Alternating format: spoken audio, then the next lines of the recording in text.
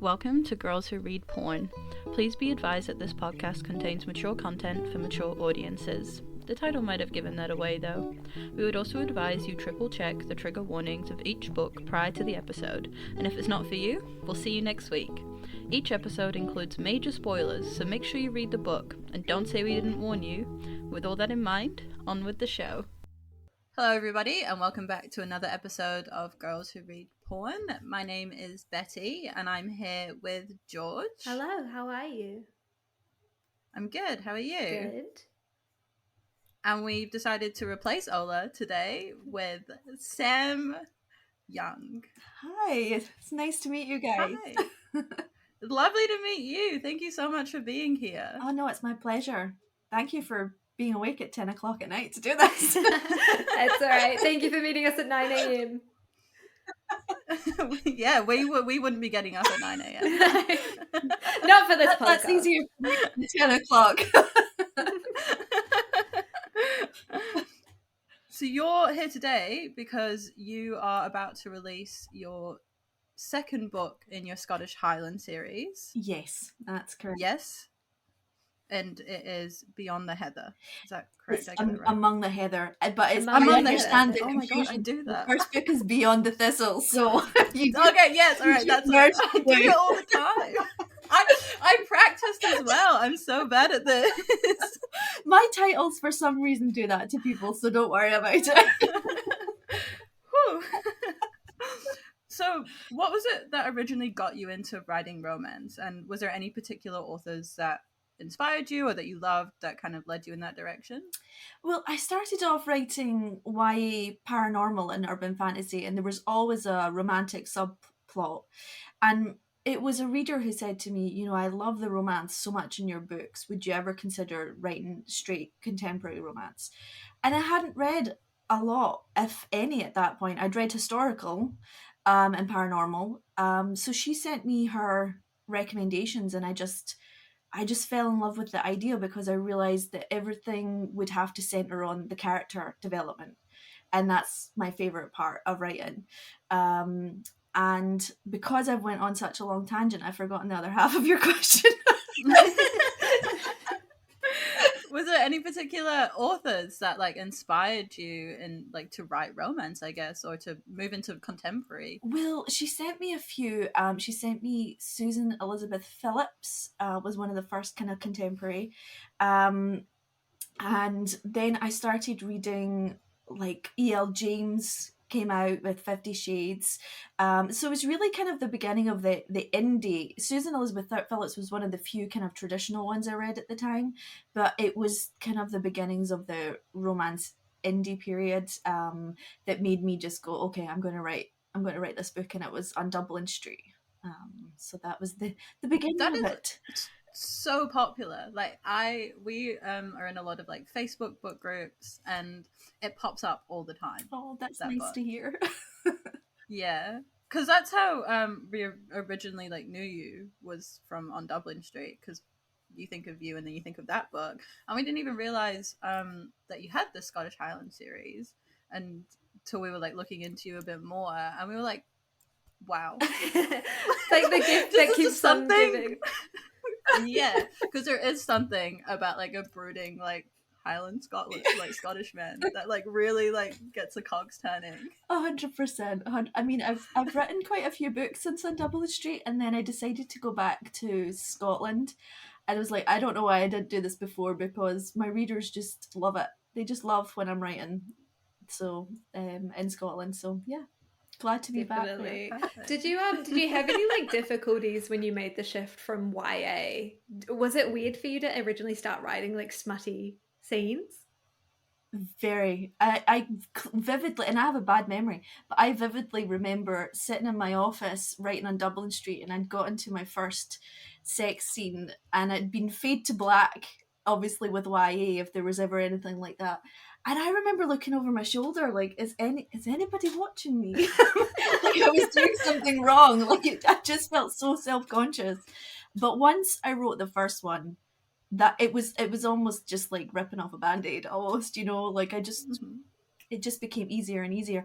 And I've always written sex scenes that punctuate the emotion of the book. So that made it easier. I wasn't just throwing in a sex scene for the sake of some spice and heat. It made sense to the development of their love story, you know? Absolutely. Do you have a favorite book right now? Like, if you could recommend a book to people, what would you recommend? Honestly, my favorite book right now has been read by millions. I just finished the graphic audio edition of A Court of Silver Flames, and I hadn't read it yet. It had been on my TBR for ages, and I am in such a book funk after that audiobook. It was just a phenomenal audiobook. So I actually went back to read it, to listening to A Court of Wings and Ruin, just because I just don't want to leave that world. Yeah. Yeah. I definitely, if you haven't read Sarah J. Maas's Throne of Glass series, oh, so good. Yeah. It's on my TBR. Like I have the entire box set of it sitting on my shelf and I still haven't. I need to read it. I need to take time. I read Throne of Glass first because I went through this like period kind of as I was starting to read romance. It was just after I'd gotten a Kindle, right? Or like Kindle Unlimited. I'd like discovered the ebook thing. And I was trying to catch up on like a lot of the YA books that I'd missed growing up because I was like, I remember hearing about these. I've been an avid reader my whole life. And Throne of Glass was always recommended on Goodreads. And Throne of Glass is YA for like books 1 to 3, and then it gets really spicy again, which is like, it's quite funny. So I was like, yeah, like this is like a great YA series, you know, like it's like a broken kingdom, and it's like it's great. It's like violent and like there's multiple love interests, classic like Sarah J. Maas. And there was no spice up until book 3, and I was like, well, really? That's that. Now I know, but I did feel I said this in my reader group about A Court of Silver Flames if there was any SJM fans, because the spice in that book compared to the other books, I mean the other books are spicy, but that is spicy. Yeah. Yes. And it's also, I think it's the shortest one out of the series as well, so it's like she packed in more in a smaller amount of pages. Is it just me? And you're like, no, it's spicy. How do you come up with the ideas for your books? Like, where do they come from? Do you know, just from lots of random things. Like it can be a conversation that I have with someone about a certain subject that just sparks an inkling, or a podcast I'm listening to, or music, lyrics in music, other books, you know, that just kind of spark a flame of an idea. And usually I'm quite lucky, once I get that little inkling, it starts to evolve quite quickly into something. So yeah, just everything around me and my own experiences and the experiences of people in my life, you know, and as much to an extent, I don't like to, you know, delve too deeply into other people's experiences and use them for my but, yeah, just everything around me. Yeah, places I visit as well. I remember going to a castle, like the ruins of a castle down in Northumberland, and it sparked the idea for my True Immortality series. So, and it was it was just the atmosphere.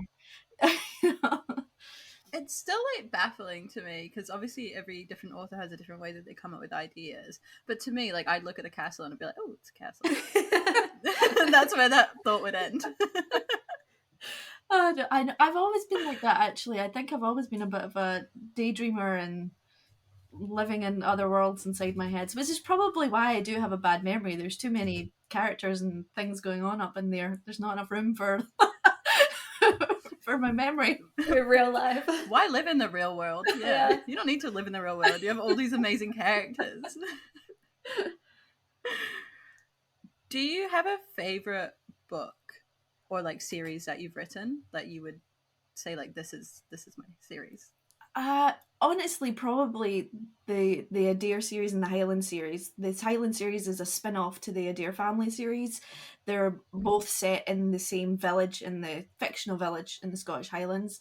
And I've just loved every minute of being in that world. That's why I decided to write the Highland series, because I wasn't ready to leave it yet. And I'm particularly proud of the Highland series because I feel like every character feels totally different from the last. Book 2 isn't out yet, it's out next week, but I'm already on book 4.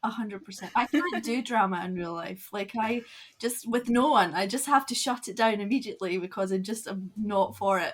And I also can't be bossed around. Like, immediately, men have tried it in the past and immediately my back is up. So it just, yeah, it doesn't work. It's funny how you can read that and love it in a book, but in real life, you're just like, you have to leave now. It's so good in theory, isn't it? Yes. It's so good in theory. Someone making all of decisions for you, doing everything you need them to do, like being in complete control. And then you think of it, and you're like, "That I could never. Yeah, I could never let you do that." No. Like, yeah, I think we were talking. It's like the moment a man tells you what to wear, like the moment the man leaves. Yes, 100%. Yeah. But then I'll be reading like my little romance book, and I'll be like kicking my legs and like, yeah, what to wear. I think that's why books exist, isn't it? First to like live out these things in a safe place. Exactly. None of us want to live in Fourth Wing, but we love reading it, you know? Yeah.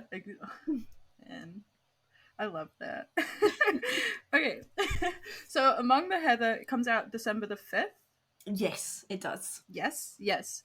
Could you please give our listeners like a little overview, what it's about, like why they should read it? You know, a little like sell yourself. Tell myself, I'm so not good at that.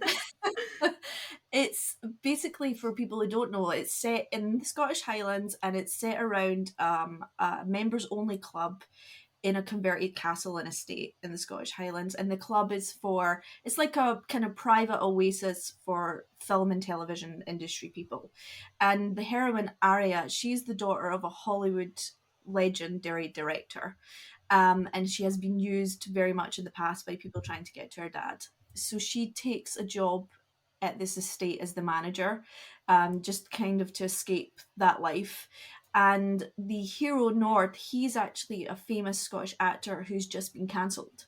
And he's been cancelled for something traumatic that happened in his past that the media have kind of twisted. So he is a member of the club and he goes there for privacy, to try and wait out, what's happening to him. And she immediately doesn't like him because he's an actor and he reminds her of the actors that she's dated.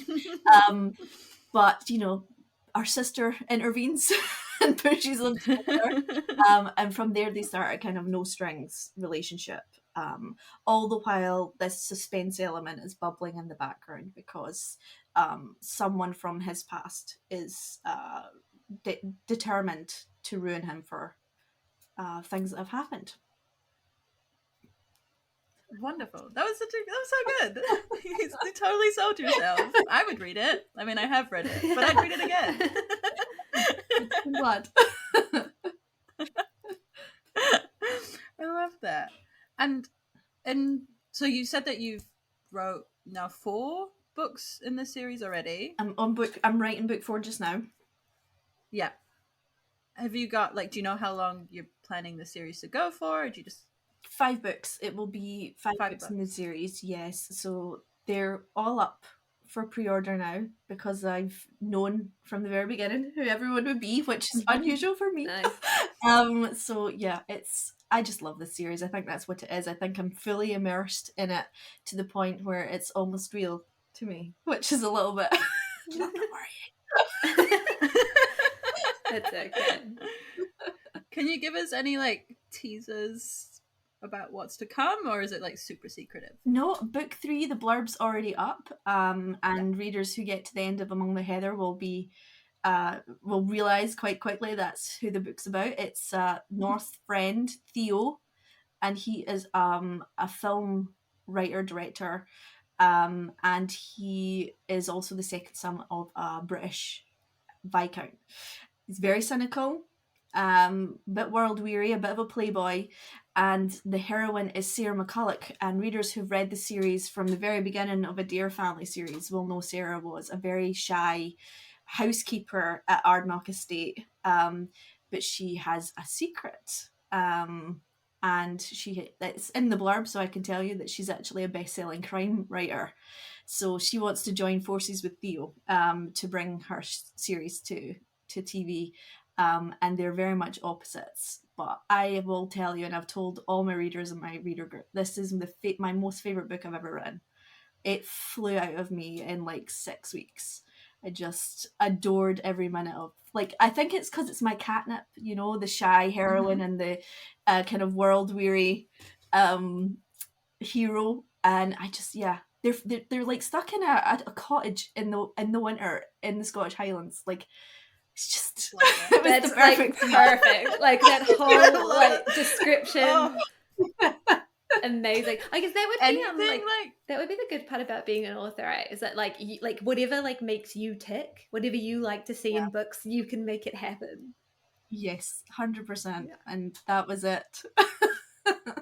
I think you've also picked like the perfect location, like, because the Scottish Highlands are so mythical. Yeah. And they're so, I guess, unknown to anybody that's not like frequented like the UK, right? Like people don't really think about them. So when you read it, you're like, wow, this place can't exist. Yeah. Like this beautiful location that's just up there on the island, like up there in Scotland, and it exists, and like these people are living there, and it is real, but it doesn't feel real. And I think that's what I really enjoyed personally, is like it was almost like a little bit mythical. Yeah, no, I agree. I mean, I'm Scottish, but I'm from the Lowlands. I try to visit the Highlands as much as possible, but even for me, I feel like it's another world up there. I'm totally in love with the Highlands, and I hope that comes across in the series as well. But I think it's because it does feel like another world up there. Like it's so peaceful and tranquil, and you just feel like you're away from all the worries of the world up there. I don't know if this is like good, if this is going to sound bad or not, but I've never been to Scotland. I've never been to the UK, but I live in New Zealand. I live in the south of New Zealand, which is a place that is like, I live in Dunedin, which was named after Edinburgh. So it's a place that people say looks like Scotland. So anytime I read anything that's set in Scotland, all I can picture is like New Zealand. So like, I'll be like looking out, I'll be like, yeah, it's like rugged, kind of harsh, like terrible weather landscape. That's what I'm picturing. I'm just only picturing like the south of New Zealand. I've never been to New Zealand, but I know Scots who have been to New Zealand and said they felt at home there because it's remarkably like Scotland. It's just like it rains a lot. There's a lot of farmland. Yep. Like a lot of it's like pretty harsh landscape. Yep. Mm-hmm. And that's the thing about, I don't know if it's the same with New Zealand, there's parts of the Highlands, depending on which side of the coast you're on, that is really rugged and almost a bit dreary. There's parts of Isle of Skye that's like that, you know, it's very brown and like just wild. Whereas there's other parts where it's like softer and greener and it's like lush like, and rainforesty, yes. Almost like just really nice. Yeah. Yeah. Mm-hmm. Yeah. Our city is filled with Scottish shops. Yes. Yeah. You can go and get your own like tartan and family crest. Yep. Oh my goodness. And like, they have because there's bagpipe people that have moved there. Is that why? I think so. Because they have bagpipe competitions yeah. every year. It's horrendous. Like bagpipes. Yeah. 8 a.m. till like 6 p.m. Yeah. Like our university here, like all the music that they do for like their graduations and like official ceremonies, all that's bagpipes. I went to high school here. All of the high schools, you wear kilts. Like it's like a very like Scottish based city. Yeah. I don't know what it's like in the rest of New Zealand though. Like, because Dunedin I think was the first city, because this is where like I think there was gold here, so this was the first place that the English settled. Yeah, it's like really Scottish here. I actually haven't thought about that until now. I wore a kilt for 5 years. Oh my goodness. Like I knew from speaking to other Scots that, you know, we are attracted to New Zealand, and I've always wanted to go to New Zealand, but I did not know that it was so like there was so like much a two-way, like sister countries. I don't know if we're just like a parody of Scotland though. Like, I don't know. Like, do you have like bagpipe competitions like once a year? I'm sure people do somewhere. might come over and be like, this is so bizarre, like we don't even do this in Scotland. Like a funny little like a caricature of Scotland. Well, we definitely have bagpipers. I mean, there's a bagpiper that stands on the corner of Princes Street in Edinburgh every weekend and plays the bagpipes for the tourists. And we still have it as part of our traditions, like for Robert Burns' supper night, we'll have, piping in the haggis, and we'll have that at weddings and stuff like that. So, I mean, we definitely do lean into it. Yeah. So do we. So yeah, we do as well. And our final question for you would be, do you have any advice for any aspiring female authors out there that want to write romance? Yeah, I mean, I honestly, my biggest piece of advice is actually more about the community at large. Like, if you really want to be successful as a romance writer, having a good, strong community around you is so important. I mean, I am quite a introverted person, so it's not the easiest thing for me to do, but it has been the best thing, having close friends who are also romance writers, creating a good network of readers and book influencers, and just creating that big community around you, because I do think it's a huge part to getting your book in hands of readers and finding an audience. So in that part of it, that is probably my main point of advice, is to go out there and look for your book people.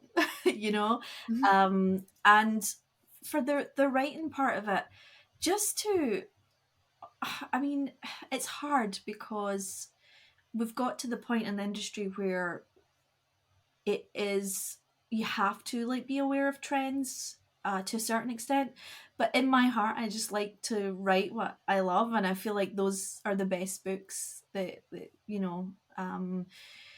so it's finding that balance between what readers want to read and what you want to write, and that takes a little bit of time and experience to find that. So patience would be my other point, and just keep writing constantly. That's the only way to get better. Yeah.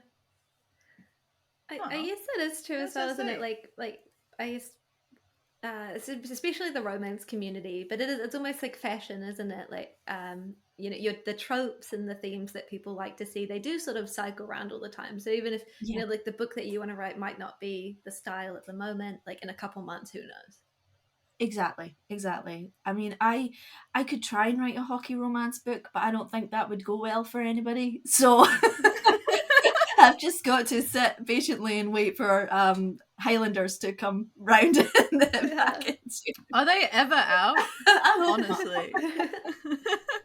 There will never be a day where I will say no to a Highlander. Like a remote Scottish romance. Nah. That's just never, everybody's going to reach for that. Let's hope so. Well, thank you so much for speaking with us. Well, thank you. It's been an absolute pleasure. And thank you again for being awake enough to do it. That's okay. It's been great having you on. And everybody, your book comes out on December the 5th. The day this episode comes out. Which will be a Tuesday for us. Yeah. Yes, no, for everybody. It'll be a Tuesday for us, one day before everybody else, generally. So, yeah. So listen to this episode and then go and get the book. Yeah. Thank you, guys. Appreciate it. Thank you. No worries. Thank you so much. All right. We'll see you next week, guys. Bye. Bye.